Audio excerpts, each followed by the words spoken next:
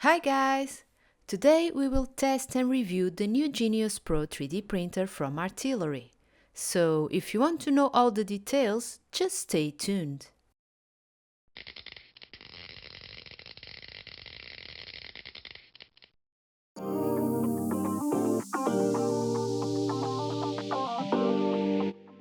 Hi guys, welcome back. My name is Rui and this is the Rui Raptor YouTube channel. If you want to help us out, you can by giving this video a like and subscribe the channel. You can also help by joining our Patreon page or by clicking on any of the affiliate links posted below in the video description. Hi guys! I'm Sandra and today we will assemble, test and review the new Genius Pro. We will show you some of the first prints and the pros and cons of this printer. But first, let's start with the unboxing.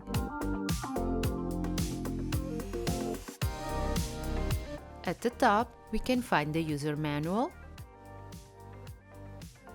and the filament spool holder.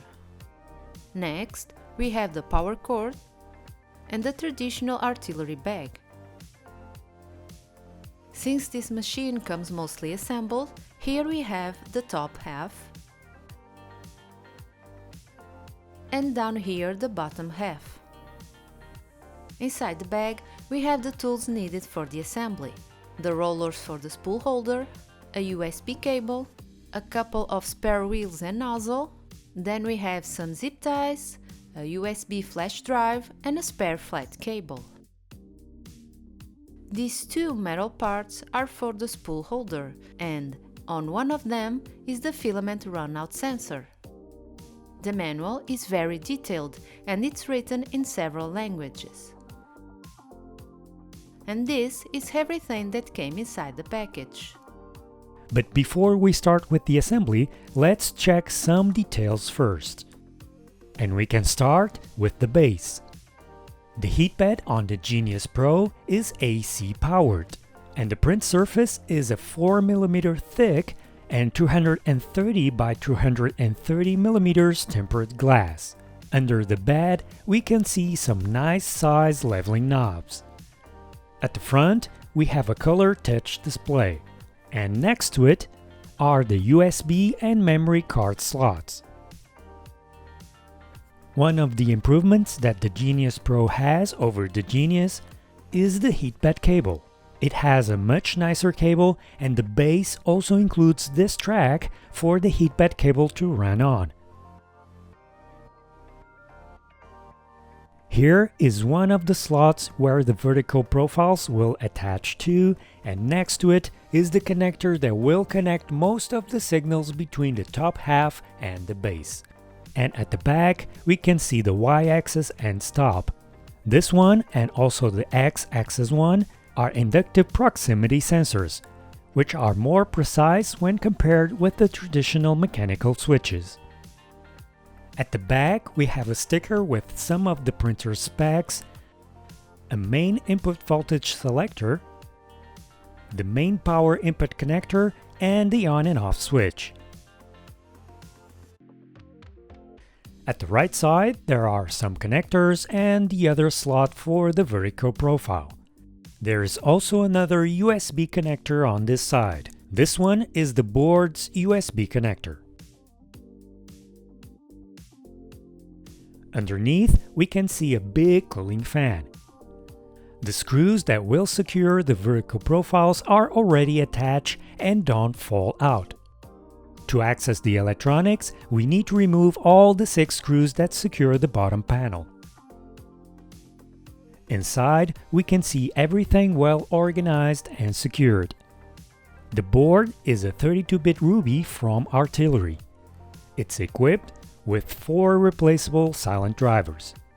The big fan attached to the bottom panel is the one that will cool down the drivers. This fan is 80 by 80 millimeters. All the wires are nicely attached and secured with hot glue, and the ones that connect to the screw-type connectors are crimped with ferrules, which is a good thing. The power supply is a 24 volts and 8.5 amp model. Not much power is needed since the heatbed is AC powered. The same heatbed will work on countries that have 110 volts or 230 volts. And that's because they included this voltage selector at the back. All that is possible with this little box. In it is the selector switch that will change the voltage that goes to the heat bed, and also the MOSFET that will turn it on and off.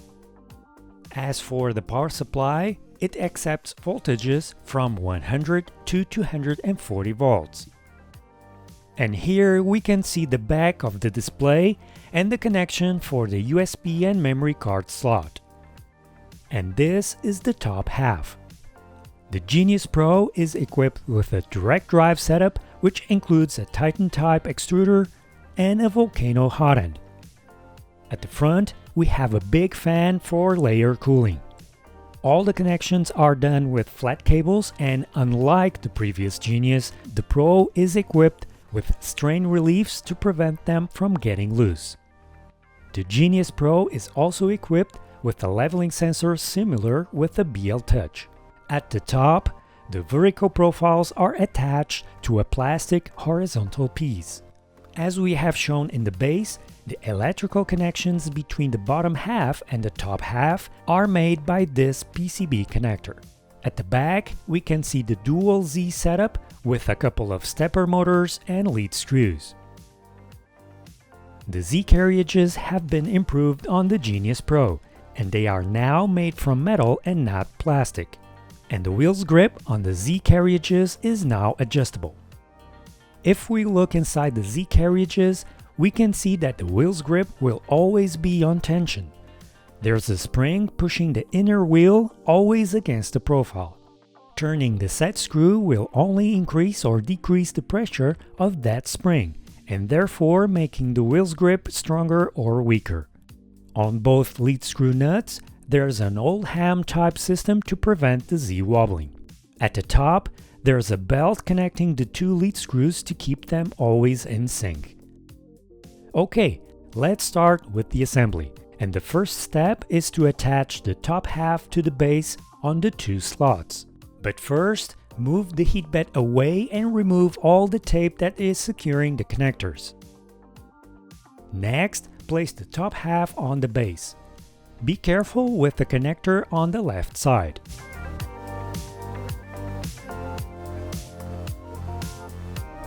Next, we need to access the screws on the bottom side and tighten them. There are two on each side.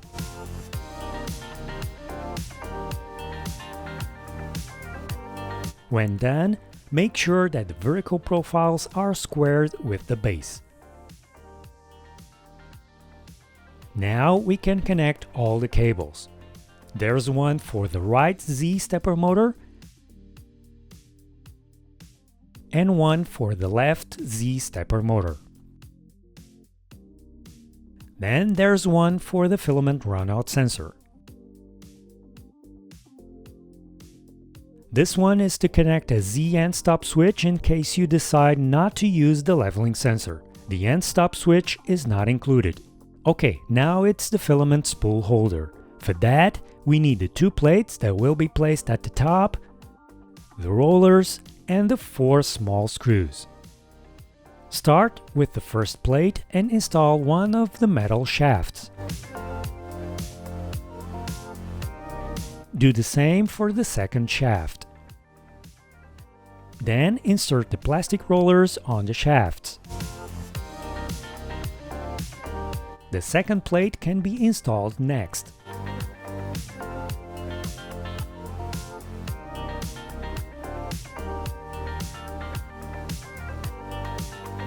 And then the adjustment screw. Unlike the Genius, the spool holder on the Pro is fixed, so you cannot adjust its width. Finally is the cable that connects to the filament runout sensor. Okay, we can now remove the zip ties that secure the Z carriages. And the assembly is now complete. It's fast and simple. And this is how the Genius Pro looks like after the assembly. The Genius Pro has a printing volume of 220 by 220 by 250 millimeters. Before the first power on, we can run a few checks. One of them is the wheel's grip of the X and Y axis carriages. To adjust the Y axis carriage, you need to turn the eccentric nuts located on the right wheels. For the X axis carriage, there's only one eccentric nut and it's located on the bottom wheel. We have a video explaining this procedure in detail, so check the description below for the link. Next is the belt tension of the X axis. To adjust, simply loosen the two screws under the idler mount and move it. You can also check the Y-axis belt tension. Just loosen these two screws and adjust the idler mount. Make sure the main input voltage selector is set correctly for your country. Connect the power cord and turn on the printer.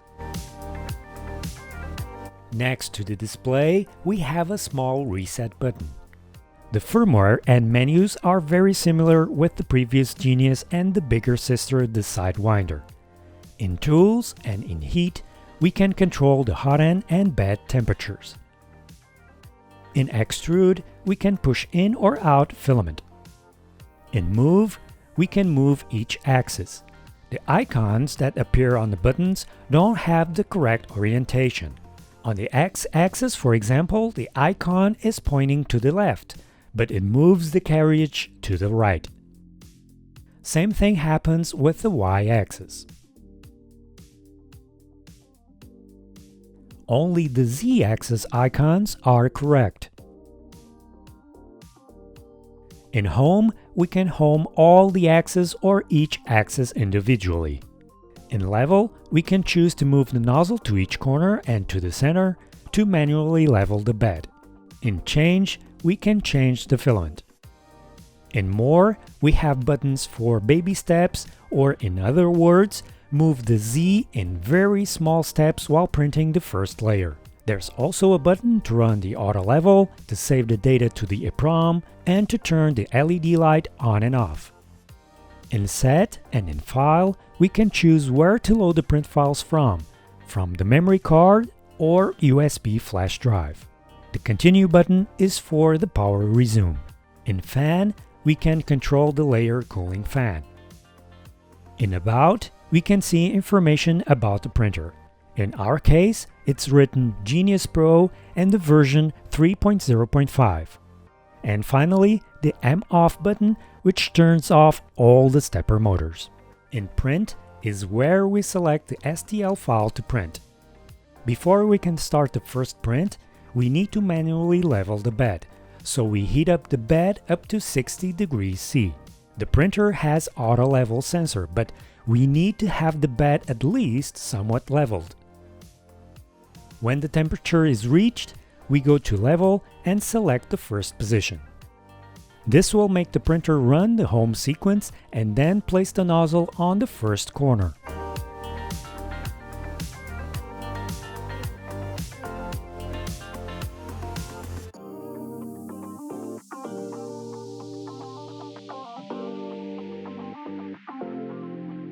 With a 0.1 mm thick piece of paper, we have to adjust the leveling knobs until we feel the nozzle touch the paper.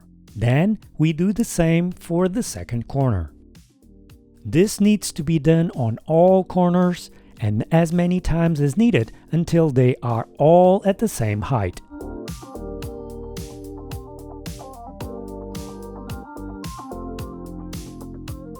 The icons on this menu are also in the wrong order, since they don't match the corner where the nozzle goes to.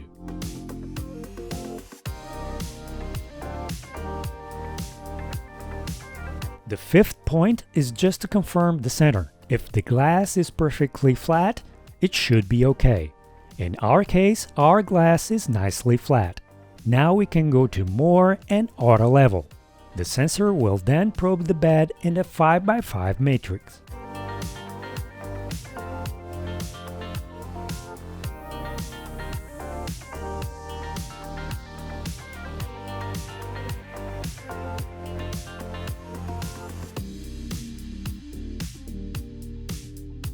Loading the filament is a bit tricky. It's easier to insert the filament in the filament runout sensor first and then place the filament spool on the holder because the filament will run behind the roller. Loading the filament in the extruder is super easy. Just push the lever and insert the filament in. The extruder grip adjustment is hidden at the back, and it's not that easy to adjust. In our case, the extruder grip was too loose and we had to adjust. All we have to do now is load the STL files and start printing. Next to the leveling sensor, there's a small LED that will change the color while it's heating up, and when it reaches the set temperature, changes to white and helps to illuminate the printing area.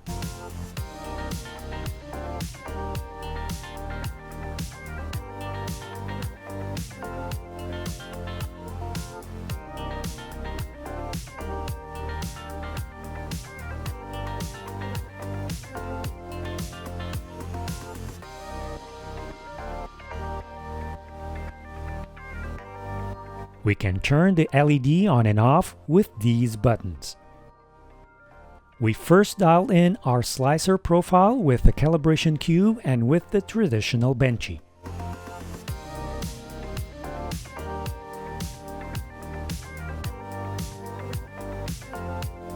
The printer is equipped with the print resume feature, which works as expected.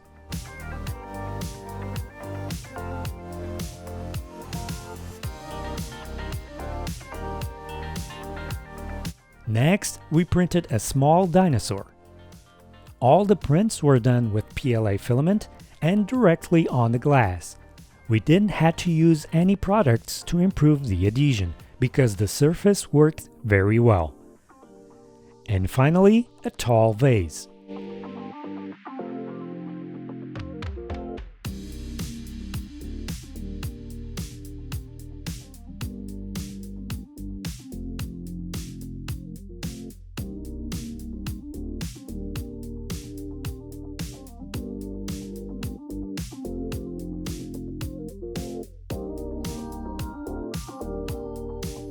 Then we printed the same vase, just a little bit smaller, and in TPU filament.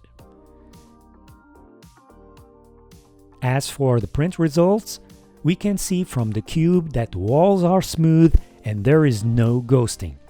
For the walls to be this smooth, the flow must be very well calibrated. The benchy also turned out okay. There is no issue with cooling, as we can see from the cabin. And the side of the boat shows the smoothness of the layers.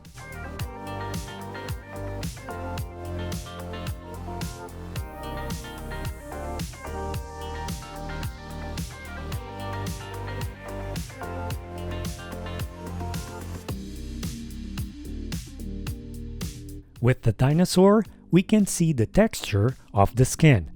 The printer was able to capture all the details, and there's also no signs of ghosting on this model.